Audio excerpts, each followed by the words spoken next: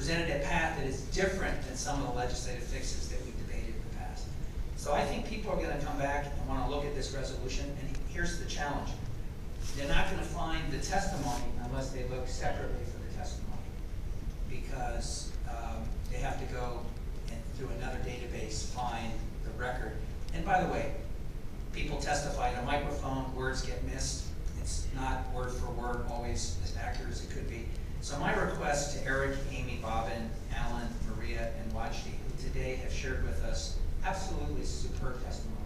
In fact, I think one of the best presentations we've ever had, and you elevated the conversation so beautifully. I would ask that each of you consider emailing your testimony to Carla, so that your testimony can be made part of the record with the resolution, so that someone doesn't have to go find your testimony through some other database, so that forever the resolution will be married with your statements. And I hope you'll consider that. My office would be happy to help. Even we'd be happy to take simple Xeroxes if that's easier.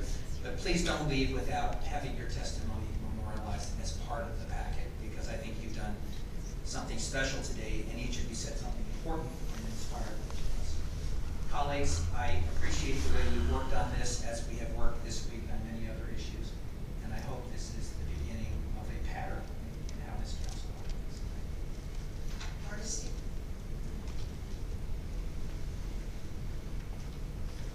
You don't have to look far.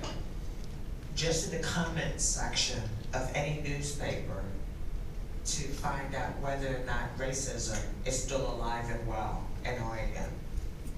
In fact, anytime there's an article or an issue around race, you don't even have to look far in the comments to see the hatred, to see the white supremacist mindset of those who like to be anonymous when they write their hate speech. I am extremely proud of this city council because I made a request of the state of Oregon in July of 2017.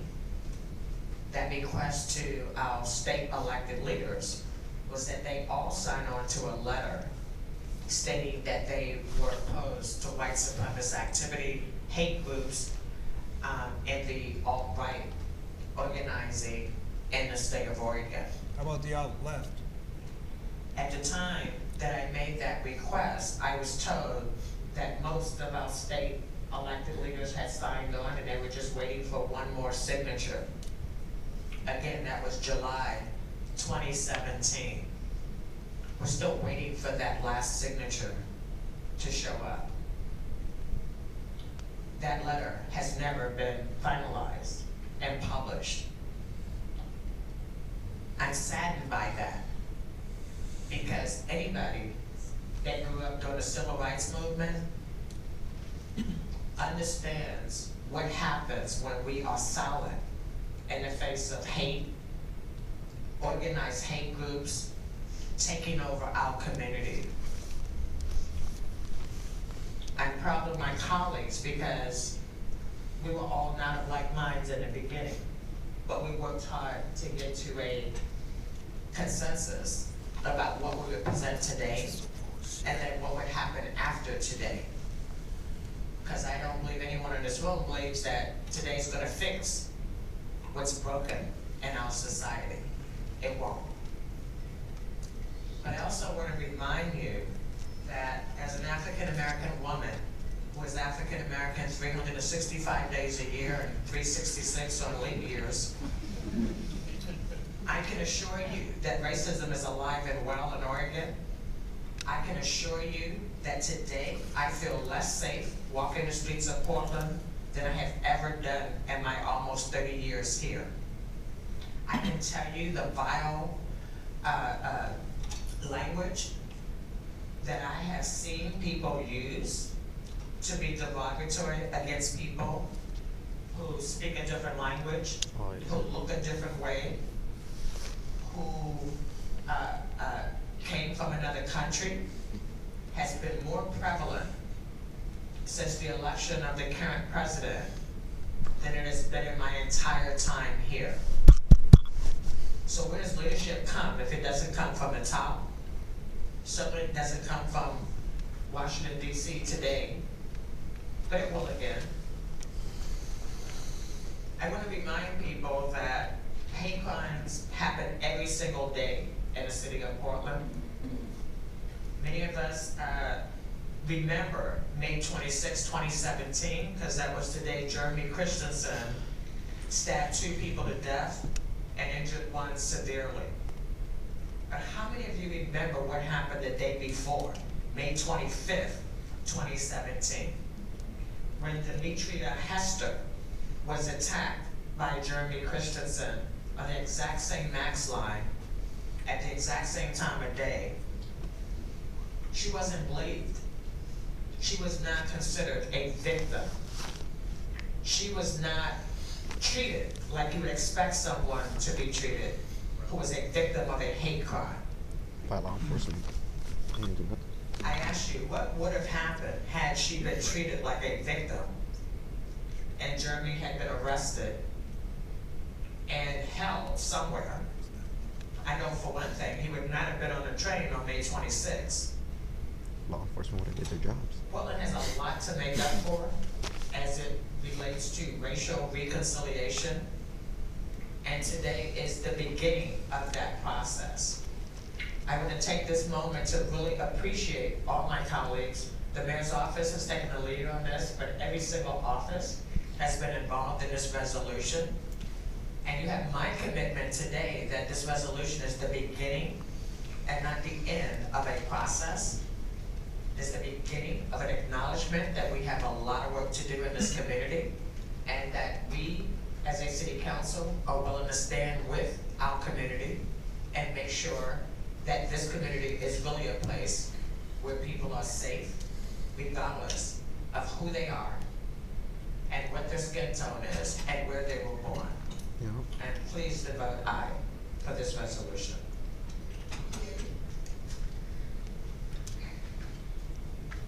Not every bigot is a racist, but every racist is a bigot. And this resolution is about hate in all its forms, which you would know if you read it in its entirety.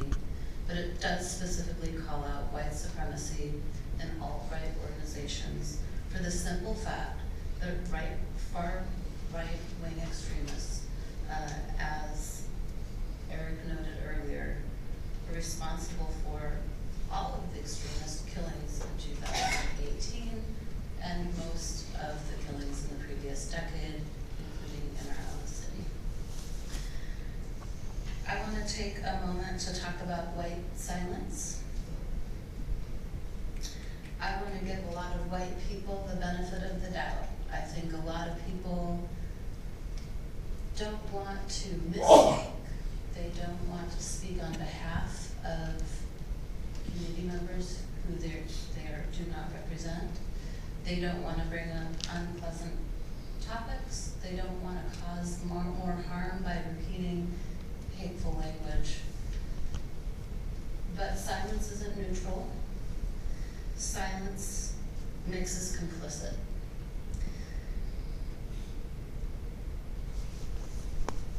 And as Audre Lorde said, your silence will not protect you. It certainly doesn't protect the very people that we're here today to stand up for, who are targets of hate and racism in our community. And I have to point out that this week we passed an item that was somewhat controversial. It was a settlement with a former Portland police officer who made unforgivable racist remarks. And 3 sergeants, all white, and 1 lieutenant, stepped up and called him out and held him accountable. And I want to once again commend them for that. It's something all of us should do as a normal Gave the racist couple matter of course, $100,000. but it's not something we hear from the police bureau every day. They're trying to stop bullshit. Today I'm reminded of the passage of the Welcoming Inclusive Sanctuary City resolution in early 2017, although this is certainly a much more solemn and respectful occasion. At that time, we knew it was not enough to simply pass a resolution, yet it was clear that council needed to speak with one voice about our shared values and commitment to protecting our immigrant and refugee communities. That resolution helped lay the groundwork for meaningful action, and we're in a similar place today. In light of escalating violence and threats to our communities, we need to explicitly reject white supremacy in the many forms it exists. Today's resolution is simply one step in a series of actions Council has taken and will continue to take as we seek meaningful remedies to individual and systemic racism. I'm proud of the city's partnership with Portland United Against Hate, which has grown to a coalition of 65 community-based organizations and neighborhood groups. They recently launched ReportHatePDX.com, where community members can access a reporting tool, training opportunities and resources, including counseling for individuals who are targets of hate, speech, and crime, and connection to other advocacy networks. I look forward to continuing to work with the coalition. Many of us on council are already integrating anti-hate policies and practices into the work of our bureaus. For example, PBOT's Walking While Black focus groups have informed the Bureau's understanding and commitment to increasing safety in the public right-of-way for Black residents who, as Nicole Grant shared at our opening, have to move through public space with an awareness and caution that the majority of us do not. In civic life, we're taking a more holistic approach to our conflict mediation work. Because we recognize that interpersonal conflicts are often a reflection of larger societal issues, we're investing in our community's ability to better understand race, immigration, and other challenging topics through our newly formed Civic Dialogues program. White supremacy is a public safety issue and a national security threat. A clear understanding of the magnitude of that threat should drive our decisions about where and how we invest our resources. At the federal level, I was disappointed to learn that the DOJ and FBI backed away from aggressively tracking and addressing alt-right extremism for political reasons in 2009. So I'm proud to be a member of a council that doesn't shy away from addressing white supremacy head-on and look forward to helping to craft and support the policies that will emerge as a result of this resolution. I want to thank everyone, or almost everyone, who testified today, and the community members who continue to show up to help us create a more welcoming and safe city for all. Finally, I want to thank Winter Johannes on my team, as well as my colleagues and their staff, with a special thanks to Nicole Grant and Asena Lawrence for their leadership on this issue. I vote aye. Colleague, I'm sure we've all heard the concerns that this resolution is purely symbolic. We've also heard that this resolution will ultimately change nothing. They keep reading it from a paper. In truth, I have to confess that that has also been a concern of mine as well. I know that some of you have been struggling with this issue. So why support it then? Why bring this resolution forward? White supremacy is fed by silence and complacency, which naturally results in complicity. My silence on issues, any issue, is almost always noted. I've spoken out against hate before, of course, and I've made it clear that I don't see a place for hate or divisiveness in our community. When I've said that, however, I haven't been standing by my colleagues and communicating that message as a unified city council voice. I'm doing that today. What does it mean for our community to come to grips with its shared discriminatory history?